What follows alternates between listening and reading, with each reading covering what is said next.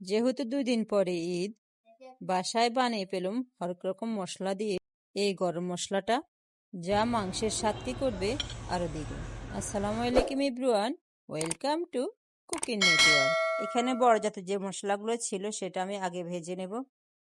একদম লো হিটে এই মশলাটা ভেজে নিতে হবে।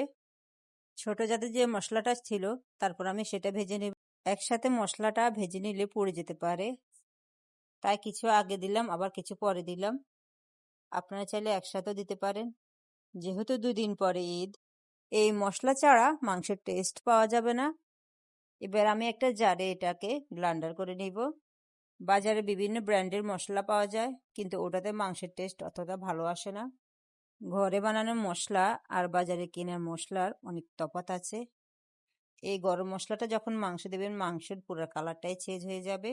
এবার আমি এটাকে একটা কোটায় ভরে অনেকদিন পর্যন্ত সংগ্রহ করার জন্য রেখে দেব। আজ এ পর্যন্ত। সবাই ভালো থাকবেন। আল্লাহ হাফেজ।